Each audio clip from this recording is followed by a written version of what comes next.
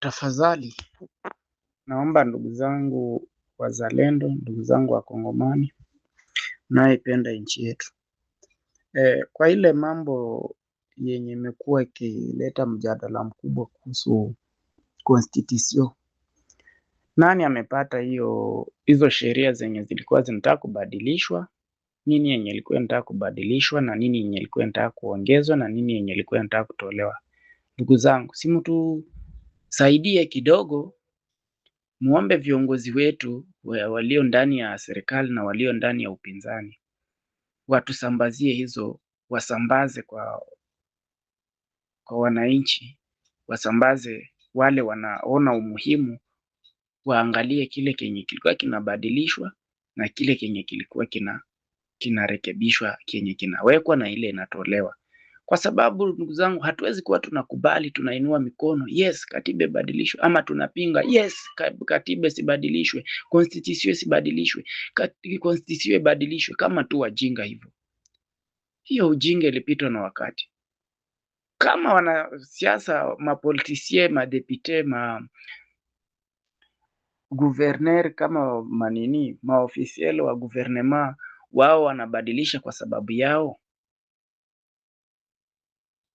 ni sawa, bado tuna haki kama wananchi wa Kongo, kama raia wa Kongomani, kama wa Afrika tunavyohitaji Afrika moja. Tunahitaji kuona ni nini hiyo inabadilishwa na ni nini hiyo inawekwa.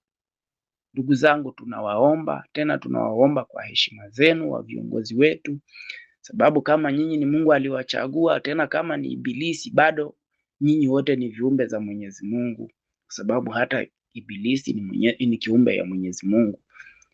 Sasa tusambazie hiyo,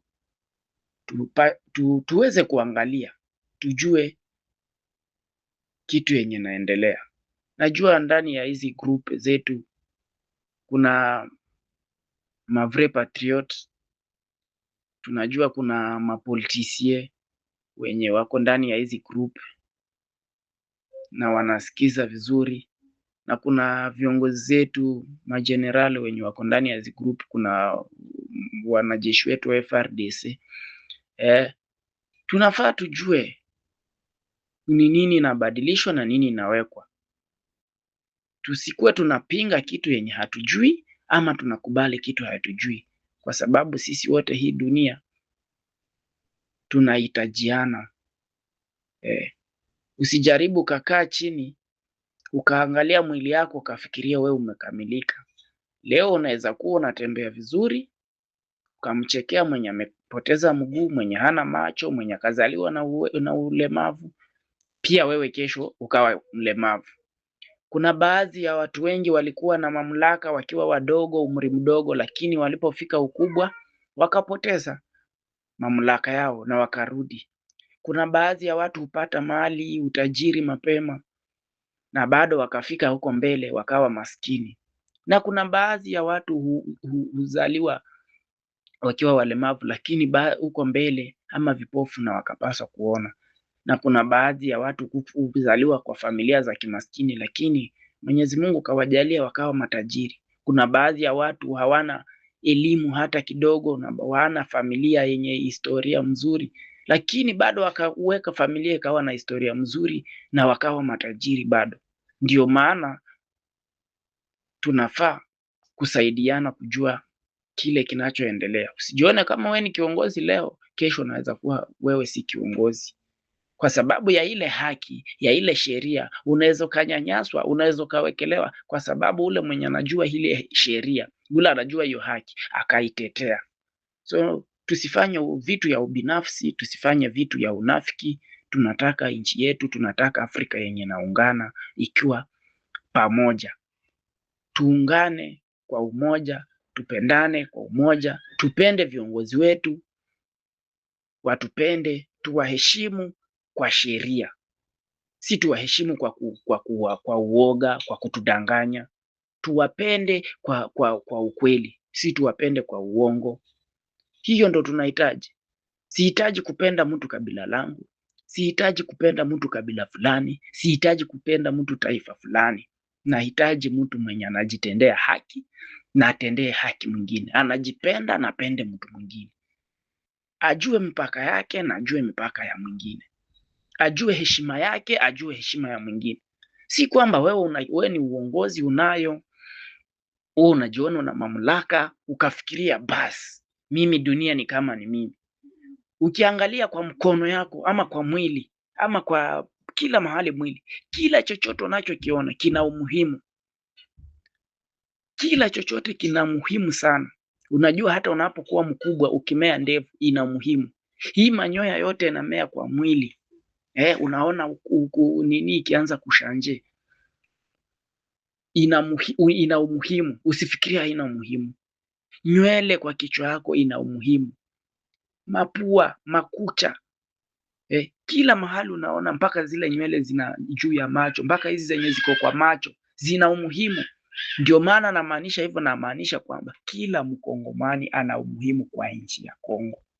Awe kiwete, awe mlemavu, usimdharau kwa sababu wewe ni mdomo. Ufikirie mkono haina maana kwa mwili yako. Ufikirie wewe ni macho, masikio haina maana. Ufikirie wewe ni nywele, makucha haina maana. Hapana. Nchi uwe kiongozi, uwe nani, uwe lieutenant, uwe general, unahitaji ule mwanajeshi wa chini kabisa, na unafaa umheshimu kabisa. Kama sheria ni kukupigia saluti, tufuate hiyo sheria, ni yes, lakini si kwa madharau. Sio akikosea unamdhalilisha mbele ya watu, unamtangaza kila mahali. Makosa yenye hujathibitisha ukajua ni ukweli, ushaitangaza kila kona ya dunia, ushaizungusha. Na ukijua umedanganya, kuliko uombe msamaha, unajifanya kwamba gaidi, unajifanya kwamba wewe ndio unajua na hakuna kitu utafanyiwa. Ndio maana natoa mfano ya mwili, kwa sababu mwili imebeba viungo mingi yenye tunayoiona na yenye hatuioni. Mpaka uende kwa mahabara, uende hospitali ndio uone moyo, ndio uone tumbo lako, ndio uone figo, ndio uone nini, na bado kuna mizizi mingi ndani ya mwili hatuoni. Huwezi kuona bila mapare. Zina umuhimu, zinatembeza damu, maji, kamasi, uchafu, zinafanya kila kitu. Hiyo ndo nchi yetu ya Kongo. Nchi ya Kongo ina umuhimu, ni nchi kwa sababu ya kila mtu ana umuhimu kwa hiyo nchi. Ndio maana mnaona nchi inasambaratika, kwa sababu mmechukua wengine wa maana, wengine mkawaondoa. Kwa sababu gani? Mwili ukikatwa mguu utatembea vizuri. Ukikatwa kidole moja ya mkono itashika vile vyenye ungeshika na nguvu. Ukikatwa ulimi utaongea. Ukikatwa masikio utasikia.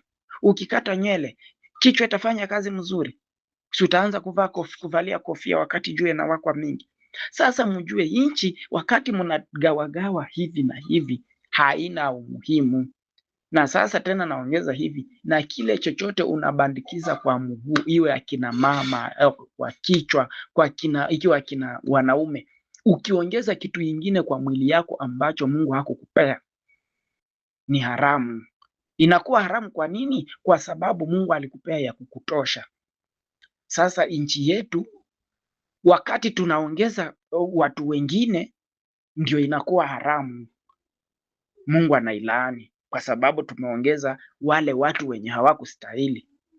Ndio tunafaa tuwaondoe, ndio nchi kuwe ya halali.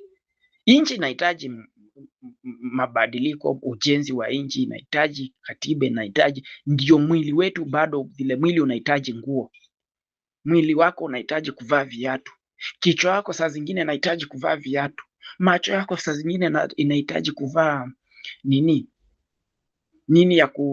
ya macho. Okay, hiyo ikasahulika hivyo. Tunaelewa kitu. So mapolitisie tu nyinyi ndo naelekeza lawama, na nyinyi viongozi. Nyinyi viongozi ndo naelekeza lawama mingi, kwa sababu nyinyi mnapokuwa viongozi mnasahau kwamba mnahitaji nani? Kiongozi. Hebu tuchukue mfano mmoja. Tajiri bila maskini atakuwaje tajiri? Kampuni yake itafanywa kazi na tajiri mwenzake? Itakataa.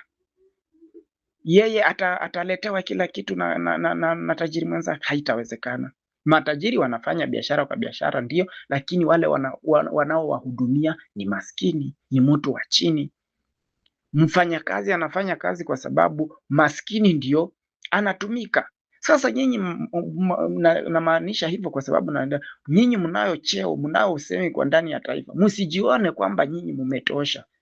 Wale mnaohitaji ni akina sisi. Wale mnaowahitaji ni sisi wananchi wa kawaida. Wale mnaohitaji ni wananchi. Ndio hiyo ikuwe taifa lazima. Wananchi kwanza ndio mkue na viongozi.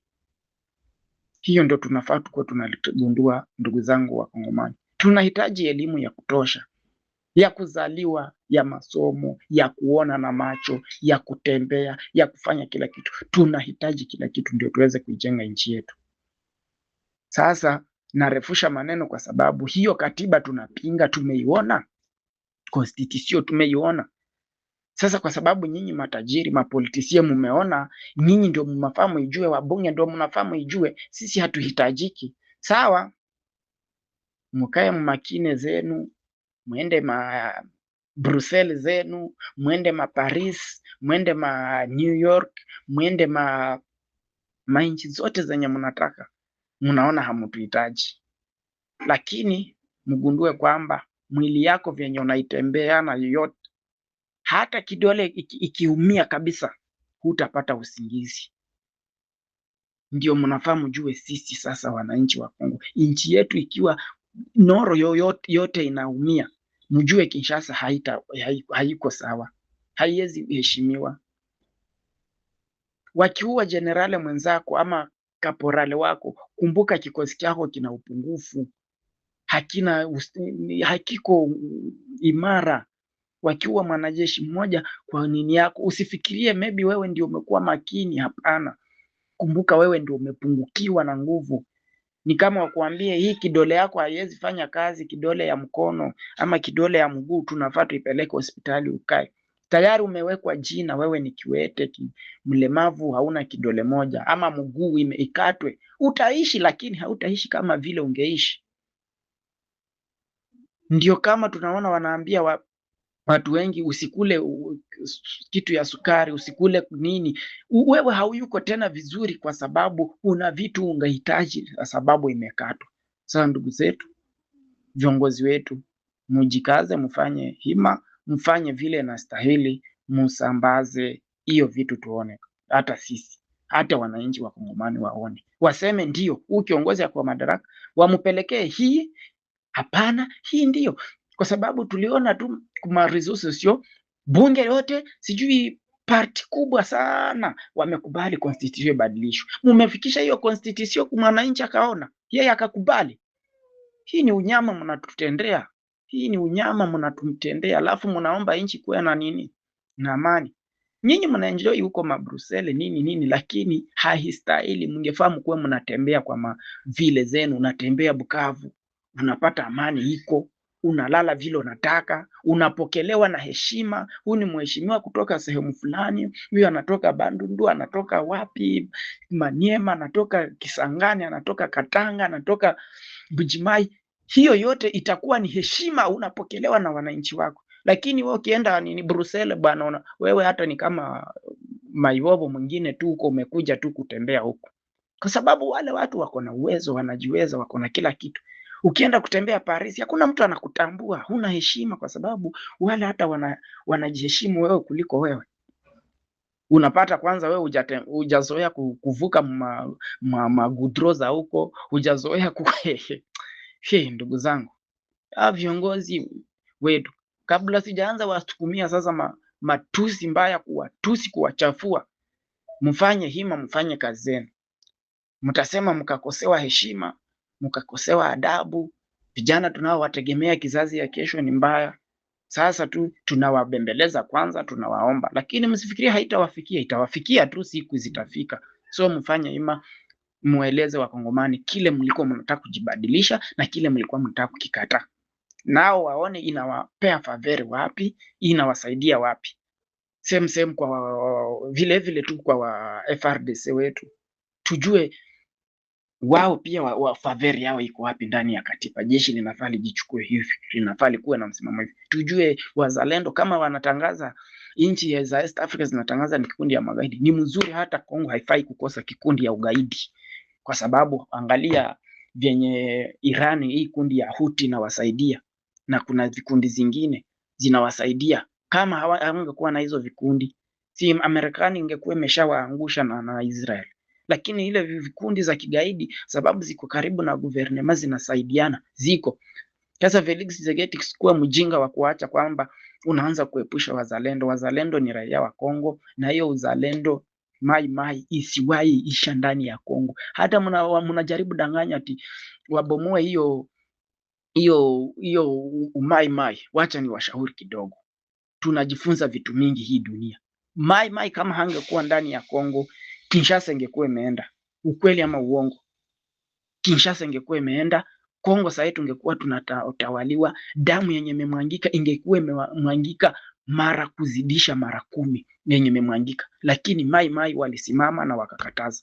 Mai asiwahi ondolewa, na msiwahi danganywa kujiunga na guvernema. No, tubaki tumalize vita, tusimalize Mai abaki, hata atafutiwe nini yake, ni kazi yake ndani ya nchi atafanya, na asikuwe guvernema, kuwe tu raia Mai hivyo. Mimi nawachanua ndugu zangu, sisi tunajua kwamba dunia hii haina uaminifu. Unajua hawa wanyankarakata walikuwa wanafikiria vile walichukua Laurent Desire Kabila, ile njia walitumia kuondoa Mobutu Sese Seko, kwa sababu Mobutu alikuwa gaidi mpaka alikuwa amekairi amri za Mwenyezi Mungu mingi.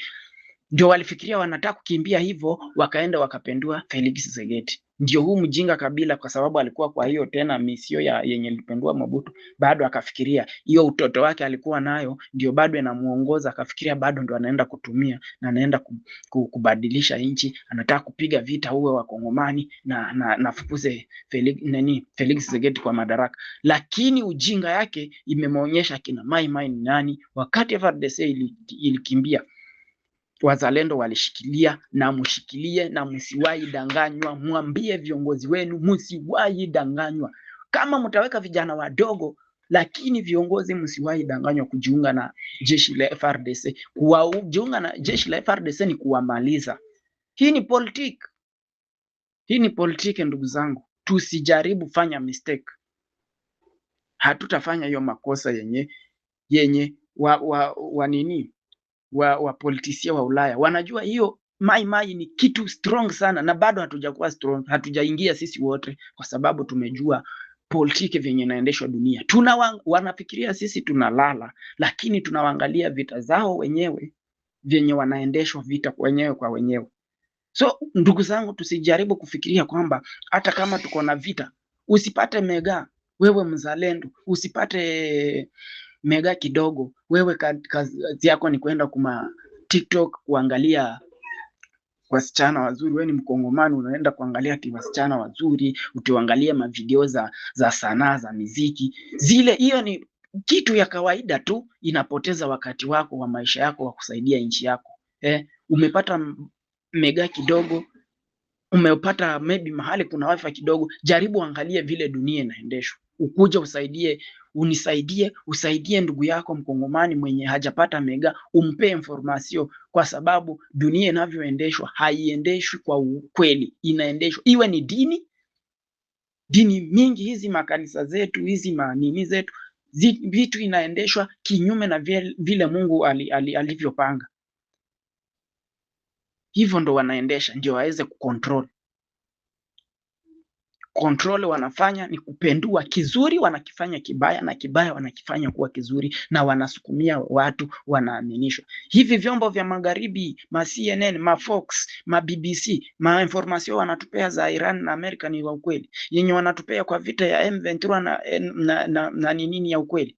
Yenye ma information za chini, mbona hawazitoi watoe ukweli? Wanatuletea tu ile yenye wanajua hata sisi tumejua, ndio wanawawekea kwa ma information, wanawaletea ati information. Sasa information news imekuja hivi, kulikuwa hivi na hivi, vitu ambayo wao wamechambua, wameona acha tuwaonyeshe wa vipofu hii na waweze kuona hii, lakini ya ndani wanaficha. Ndugu zetu Wakongomani, mjaribu mfikirie, wazalendo mkue kimya. Wanapowaambia mfanye nini, mjiunge na jeshi, mnakubali, lakini jeshi achana nalo. FARDC tunajua wasaliti ni wengi, na wale mpaka mahali hata likiwa safi aje, wazalendo, hiyo ndo kundi itabaki ndani ya nchi yenye hatutabomoa. Hizi makundi zingine zote zimalizwe, lakini mtu asijaribu kusema ati anajitoa kwa wewe ni kiongozi wa wazalendo, uko na umaarufu, uko na akili, uko na nini, ati unaweka arme chini unaenda kujiunga na FRDC. My friend, na vyenye tunawindwa utakuwa umejidanganya na utakuwa umedanganya, umesaliti nchi, kwa sababu mjinga alifikiria vita yenye walipiga ndio watapiga na wafike Kinshasa wapendue nchi, watufanyie vyenye wanataka, wafanye kama ni ushoga itawale, kama ni nini itawale. Haitawezekana ndugu zangu. Tunaona nchi zao zote isipokuwa tu ya Uganda, hiyo ndio ilikataa ushoga, na hiyo ndio bado huwa nasema huyo mzee hata kama ni mtu amechanganyikiwa, Museveni, hiyo tu ndio heshima nampea, kwa sababu kukuambia kwamba hiyo kitu yenye Marekani, Israel na nchi za Ulaya zote, Ufaransa nini zinasambaza dunia ndio haki kwa kwetu, ndugu yangu, huwezi amini. Asanteni sana, Mwenyezi Mungu awajalie wale wa kwenda kuabudu kesho. Muabudu Mungu wa kweli, mwache kuabudu miungu, mwache kuabudu masanamu. Mungu ni mmoja, Mungu aliye hai wa mababu zetu, ni yule aliyeumba mbingu na ardhi, ni Mungu wa Abraham, ni Mungu wa Musa, ni Mungu wa Yesu, ni Mungu wa Muhammad. Mungu wetu ni Mungu aliyeumba mpaka shetani. Huyo ndio muabudu. Mwache kuabudu ati mnaabudu Mungu wa Israeli, ati mnaabudu sijui Mungu wa Roma, ati sijui mnaabudu Mungu wa wapi. Hakuna mahali Yesu akaandika kwa Biblia akasema, maandiko kwa Biblia yenye imesema kwamba muabudu Yesu. Lakini kesho mtanisamee, lakini kesho mtapata mnaabudu Yesu anastahili kuabudiwa, umelaaniwa. Hakuna mahali andiko linasema kwa Biblia kwamba Yesu alisema mimi ni Yesu, nimesema mimi ni Mungu, mniabudu mimi. Hakuna mahali Yesu alisema, bali Yesu alisema kwamba mumwabudu, mkitaka kuabudu muabudu Baba yenu aliye mbinguni. Hakusema nimewafunza kuabudu, aliwafunza wanafunzi wake. Ndio mtindo mngefahamu yapitie. Lakini Waroma waliwabadilishia, wakawaletea masanamu, wakawaambia muabudu. Sasa muabudu nani? Muabudu Yesu, ambaye tena si Yesu hata yeye mwenyewe, ni Yesu fake mwenye mmeletewa, sanamu mmeletewa. So mnaabudu kesho, abuduni Mungu wa kweli, muabudu Mungu wa miungu yote, ambaye anayetupa pumzi, ambaye anayetulalisha na kutuamsha.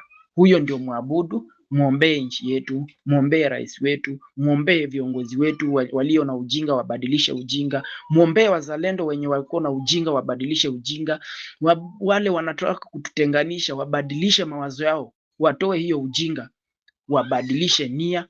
Muombe nchi yetu ikuwe na amani. Amani yetu iko karibu na tutaipata. Hakika tutafurahi kwa Mwenyezi Mungu. Lakini ikiwa tunaabudu miungu, tunaabudu masanamu, tunaabudu mamisalaba, tunaabudu mamiungu za Roma na mamiungu za Israel, tutapataje amani? Ikiwa tunafanya ushirikina ndani ya nchi, uchawi yenye haitusaidia, tunarogana familia kwa familia. Unaroga ndugu yako ati amezaa watoto wamesoma ati wasipate kazi. Sasa nchi itakuwaje na amani wakati tuna ujinga kiasi hicho? Wakati wewe ni mzalendo, tunaroga mzalendo mwenzako sijui nini akufe ndio wewe upate madaraka. Madaraka huisha ndugu zangu, lakini Mwenyezi Mungu aliyeumba mbingu na ardhi haishi, atabaki kuwa Mungu. Tutakufa, tutaacha hii dunia, vizazi zetu zitakufa, zingine zitakuja zitakufa, na hii mchanga yenye tunakosa kuongoza na kupigania vizuri, wao watakuja kutulaumu, wao watakuja kusema hawa wazazi wao kuwa wajinga, na wao watakuja kuelewana na wataishi vizuri na watakula vizuri. Kwa nini sisi tusielewane, tuishi vizuri na tukule ndani ya kile Mungu ametupea? Hii dunia yenye tumepewa ni chance ya kupata kile kitu Mungu amekupangia. Ni chance ya kufanya ukule kwa bidii yako, ni chance ya kukula jasho yako, ni chance ya kujipenda na kupenda mwenzako. Usijipende, ujipende binafsi. Ukipata mamlaka, heshimu wale unaowaongoza. Ukipata mamlaka, heshimu wale unaowaongoza, na ujue kwamba ni Mungu amekusaidia ukafika hapo, kwa sababu kuna wengi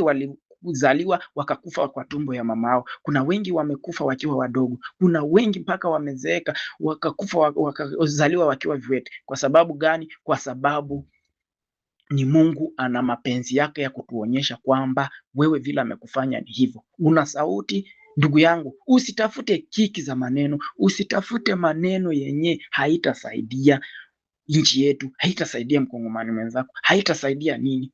Wewe saidia nchi yako. Na wale wenye mnaenda abudu kesho, sadaka, huwezi vuka jirani yako amelala njaa, jirani yako ako mgonjwa, ati unapeleka sadaka kwa padiri, unapeleka kwa bishop, unapeleka sijui wapi kwa sheikh. Hapana, hakuna mahali Biblia imesema sadaka. Sadaka ni ya yatima, maskini na wasiojiweza na wagonjwa mnawasaidia. Hiyo ndo umoja. Hiyo Biblia mnaweka mnaificha nini? Muisome sana. Na kitu ya pili, ndugu zetu wazalendo, kitu kingine ya pili, mtu kama ameua kwa kutaka, kwa kufanya bila kufanya ati alikosea ama nini, nyinyi wenyewe mnajua kuchunguza, pia yeye muue. Ten commandment ya Biblia inasema nini? Ten commandment ya Biblia ya vitabu zote, Quran inasema nini? Inasema nini? Ukiua kwa panga, kufa kwa panga. Mtu anakufa kwa panga. Wale wa viongozi wetu wa Biblia, hebu mtusomee mtu mwenye ameokoka ni nani kwa Biblia? Kama mnajifanya nyinyi mnajua hiyo kitabu yenye mumechanganyishiwa, ndio mkose kuelewa, msielewe. Nyinyi hamjaokoka. Hakuna mtu ameokoka aliye hapo, aliye hai. Hakuna. Msome maandiko vizuri. Msikuwe tu mnabeba vitabu mnaimba nazo mnakimbia. Na hakuna kwanza mahali Mungu alisema mumuimbie. Mungu alisema mumuabudu. Hakusema muimbie. Kesho mnapoteza muda eglise zenu mnaimba na hakuna mahali Biblia imewaamrisha muimbie ati mnaimbia Mungu. Kuimba ni furaha zenu, ni wakati wa sherehe wa kujifurahisha, lakini hakuna mahali Mungu anasema muimbie. Mungu anasema mumuabudu tu peke yake. Wapi mahali Mungu akasema muabudu? Muimbie. Mungu anastahili kuabudiwa, si kuimbiwa. Na si Yesu anastahili kuabudiwa, ni Mwenyezi Mungu anastahili kuabudiwa, kwa sababu Yesu ni mtu alitumwa kwa binadamu ambao ni Waisraeli walikuwa wanamuasi Mungu, na akapewa ile kitabu ya Injili, na inasema kwamba kila mtu atakayefuata ile kitabu atauona uzima wa milele. Si vile wale watumishi wanapobadilisha kwamba ati kila mtu atakayemwamini Yesu. Atakayeamini lile neno Yesu alisema, si kuamini Yesu, kuamini kitabu yenye Mwenyezi Mungu alipewa ya Yesu ambayo ni Injili, na vitabu zote zingine zilioko kama Quran, kama Torati. Hizo vitabu zote ni za Mwenyezi Mungu, kwa sababu zote zinaamurisha mema na zinaamurisha kumwabudu Mungu na zinakataza kumwabudu miungu miwili. Na nyinyi watu wa kuabudu ati miungu mitatu, ati mna Mungu Baba, Mungu Mwana, Mungu Roho, Mungu nini? Hakuna mahali Biblia imesema kuna Mungu Baba na Mwana na Roho. Hakuna. Nyinyi waongo wapotofu sana, mnapoteza population yetu. Ndio maana tumechanganyikiwa. Watu wanadharau ndugu zao. Unapata mtu anaacha mama yake kuliko ampee kile angepata. Unapata mtu anampelekea ati pastera mbariki. Ndugu zangu, mtu aliye na baraka zako ni mama yako tu na babako. Hakuna mtu mwingine. Hakuna mtu mwingine anafaa kubariki. Sasa wewe umepata bahati mzuri, umefaulu kimaisha, umepata heshima fulani, msaidie mama na babako, msaidie maskini, saidie jirani yako. Hivyo tu, hiyo ndio ufalme wa Mwenyezi Mungu inahitaji. Hiyo mambo ingine ya propaganda za miungu ya wazungu, mwachaneni nazo. Mchanuke, tuangalie mbele, tuangalie haki na ukweli, ndio tuweze kuishi kwa nchi yetu na amani. Leo tunaweza kupata amani. Utapata viongozi wa madini wanaanza kubishana, Waislamu kwa Wakristo, Wakatoliki kwa Waprotesta, Watemede Jehova. Kwa nini? Wakati hatukukuwa na amani, mlikuwa mnatuletea hiyo uhubiri mainjili, mlikuwa mnasimamisha kila kona mkitupigia makelele na mamikrofoni. Mtaiona moto. Mtasema ati kuna watu wanamwasi Mungu, lakini nyinyi ndio mnamwasi Mungu sana, kwa sababu kumfunza mtu neno la Mwenyezi Mungu Hakuna mahali naandamana na kumpigia mavinanda makelele. Hiyo ni mambo ya kishetani, hiyo mnaifanya, ambayo Waroma waliwabadilishia kwamba ndio Mungu, mwabudu hivyo. Waroma ndo wamewabadilishia hivyo, ndio mwabudu Mungu. Alafu hata hiyo Ukristo yenye mnasemanga Ukristo, mnajua Ukristo ni upagani. Msome hiyo kitabu yenu, kwa sababu huyo Paulo alikuwa mpagani na ni kafiri mkubwa sana. Mnajua hilo, lakini wale wanajifanya wamesoma Biblia hawataki kuambia umma wetu ukweli. Mnapotosha tu watu, mnawekelea Mwenyezi Mungu uongo yenye hakuna. Ndugu zangu, jiiteni mkutano, mkuwe mnafuata kila mnachokifanya, mnaona ukweli na uongo. Hakuna mwanadamu mwenye ana uwezo wa kufanya tu ukweli. Kila mtu anaweza kakosea. Kila mtu anaweza kakosea kwa kuongea, kwa kufikiria, kwa kuona. Lakini ukiwa umekosea mwenzako, si unamwomba msamaha? Ukiwa umekosea kwa kufikiria, si unaomba Mwenyezi Mungu msamaha? Saa zingine mpaka macho inatazama kitu na inageuka kwa sababu inakosea. Unaigeuza mwenyewe kwa moyo wako wa ugumu. Hiyo ndo tunahitaji. Hatuhitaji mambo mingi. Ukuwa nakosa kusaidia mzalendo mwenye anapigana utafute amani, wewe unapelekea mchungaji sadaka, unapelekea pasta sadaka. Imeandikwa wapi? Mnipee maandiko yenye imeandikwa kwamba pelekea sadaka pasta.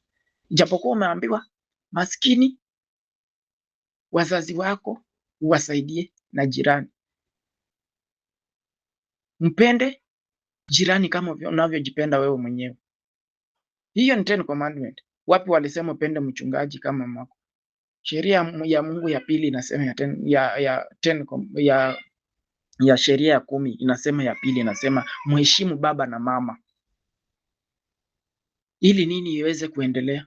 Na wewe umeona mahali tena kwa hiyo nini? Sheria ya 10 imesema kwamba umheshimu mchungaji, imheshimu pastor, imheshimu nani? Ndugu zangu, tuachane na mambo yaliyopitwa na wakati ya uongo. Waliodanganywa waliopita, na mkisikia ukweli muifuate na mkuwe mnafuata vitabu ambazo mnatumia. Asanteni sana, ni wenu Sosten. Tutaongea inshallah, Mwenyezi Mungu akijalia, tutakuwa tu pamoja na tutasaidiana.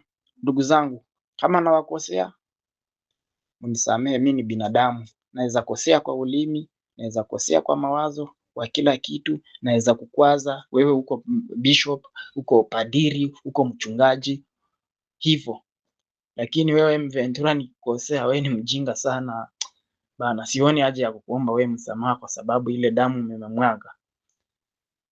Mungu angenijalia tu kitu moja, nyinyi wote ningewasamehe tu, kwa sababu yani hiyo ndo mwisho ya roho yangu, kwa sababu ile kitu ingine ningewafanyia tu, na viongozi wenu naona ni kama haitawezekana tu, kwa sababu ile maafa mnafanya kwa kitu ambacho hamkijui. Mnafanya tu kama wajinga.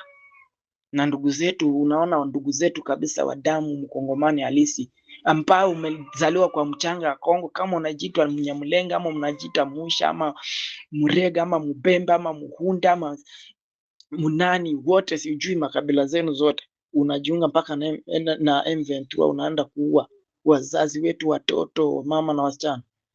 Mimi sioni adhabu yenye ningekupea, kwa sababu msisahau adhabu, kuna mtu ako shetani atamkataa na Mungu atamkataa. Sasa ukikataliwa na shetani, ukataliwe na Mungu, utaenda wapi? Uwezi jiuliza. Sasa ni kama M23. Ni adhabu yenye ningewapea, hata ya ibilisi haingetosha, hata ya Mungu haingetosha. Sasa sijui nyinyi naweza weka wapi. Ndio maana naendelea tu